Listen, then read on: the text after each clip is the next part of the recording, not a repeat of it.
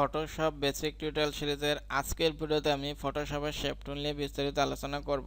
তো আমার নাম দেবমধু আর আপনারা দেখতেছেন Dmtechnic। চলুন শুরু করা যাক।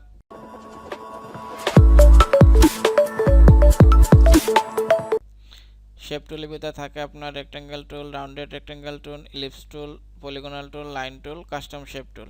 এই টুলগুলোর যে উপরের অপশনগুলো প্রায় একই রকম থাকে সব ক্ষেত্রে। তো যে কোনো একটা টুল সম্পর্কে ভালোভাবে জানলে বাকিগুলো এমনিতেই পারা যায়। তো আমি প্রথমে রেক্টেঙ্গেল টুল নিয়ে আলোচনা করি। এখানে তিনটা অপশন আছে, দেখেন শেপ, পাথ, পিক্সেল। আমি শেপ নিয়ে আলোচনা করব, কিন্তু পাথ এবং পিক্সেলকে একটু দেখাই। পাথ যখন ক্রিয়েট করবেন অন্য পাথেই ক্রিয়েট হবে, এখানে কোনো আপনার ফিল এবং স্টক থাকবে না। পিক্সেলের ক্ষেত্রেও কিন্তু তাই।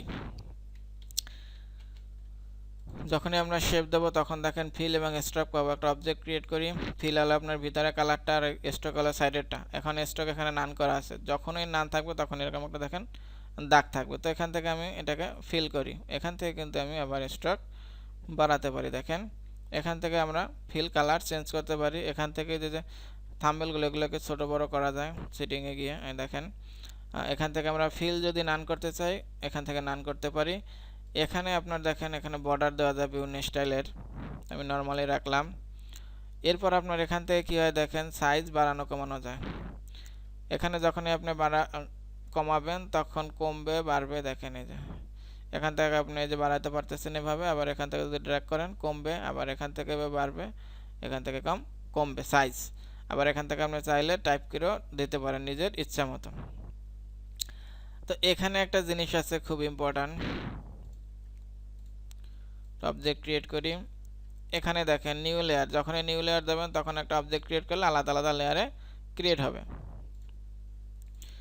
কম্বাইন্ড শেপ মানে একটা শেপের উপর আরেকটা শেপ ক্রিয়েট হবে। দেখেন দুইটা মিলে যোগ হয়ে একটা লেয়ারের উপর ক্রিয়েট হয়েছে, এটা হচ্ছে কম্বাইন্ড সংযোগ। এরপর আছে আপনার সাবস্ট্রাক্ট ফ্রম শেপ, এটা হলো আপনার বাদ হয়ে যাবে, এখানে যেটুকু ড্র্যাগ করবেন সেটাও বাদ দিয়ে দেবে। এরপর আছে আপনার ইন্টারসেক্ট শেপ এরিয়া। এটা দ্বারা কি হয় দেখেন যখন এটা ক্লিক করবেন বাদ বাকি সব ডিলিট করে ও যেটুক সেটুকুই শুধু রাখবে। এটা হলো আপনার ইন্টারসেক্টের কাজ। এরপর আপনার আছে এক্সক্লুসিভ ওভারল্যাপিং শেপ। এটা যখনই দেবেন তখন কি করে দেখেন আপনার এইটার সাথে সংযোগ হবে, কিন্তু এটার ভিতরে যতটুকু পাবে সেটা কিন্তু ডিলিট করে দেবে। এই দেখেন আবার দেখাচ্ছি, যতটুকু এটার সাথে অ্যাড হয়েছে বাকি হয়ে যাবে, কিন্তু আর বাদ বাকি যেটা থাকবে সেটা এটার সাথে ওভারল্যাপ করে সংযুক্ত হয়ে যাবে এবং সেটা হবে একটা লেয়ারের উপর। তো এটা হচ্ছে এর কাজ, ওভারল্যাপিং করা। এরপর আসি আমরা রাউন্ডেড রেক্টেঙ্গেল টুল। এটা হবে রাউন্ড হবে, দেখেন কর্নারে রাউন্ড হচ্ছে। এখানে যদি আপনি রাউন্ড কমাই দেন তাহলে রাউন্ড কম হবে, বাড়াই দিলে বাড়াই দিতে পারেন। বাদ বাকি সব সেম, ডিলিট করে দেই। রাউন্ডেড রেক্টেঙ্গেল গেল। এরপর ইলিপস মানে সার্কেল ক্রিয়েট হবে। দেখেন তো এখানে যদি আপনি অনলি ড্র্যাগ করেন তাহলে ডিমের মতো হবে, মানে সুন্দর হবে না সার্কেলটা। আর যদি আপনি শিফট প্রেস করেন তাহলে একেবারে সুন্দর একটা বৃত্ত হবে। এরপর আপনার আছে পলিগনাল টুল, এটা দিয়ে আপনি পলিগনাল ক্রিয়েট করা যায় বিভিন্ন কর্নার। এখানে দেখেন 10টা, এখন যদি চান আপনি এখানে মাত্র 2টা দেবেন তাহলে দেখেন 2টা। এখানে আপনার 3টার উপরে দিতে হবে আর কি, 2টা। এখানে দেখেন 5টা দেই। এখানে আপনার যদি ধরেন 2টা দেন তাহলে কি দেখেন মানে আপনার 3 থেকে 100 এর ভিতর আপনি দিতে পারবেন, 3টা থেকে 100টা ভিতর। 3-এর নিচে হবে না এবং 100-এর উপরে যাওয়া যাবে না। এরপর একটা আছে আপনার লাইন টুল, এটা দিয়ে আপনার এভাবে শিফট প্রেস করে সোজা লাইন ক্রিয়েট করতে পারেন। এখান থেকে যাই আপনি যে কোনো ফিল কালার দিতে পারেন। এই লাইন টানার ক্ষেত্রে এটা ব্যবহৃত হয়। কাস্টম শেপ টুল, এটা আপনার ইচ্ছা মতো শেপ ক্রিয়েট করা যায়। দেখেন এখানে অনেক শেপ আছে, যে এই ধরেন আমি টিক দিলাম, এখান থেকে এটাকে ফিল করতে পারি, এখান থেকে আবার স্ট্রোকও দিতে পারি।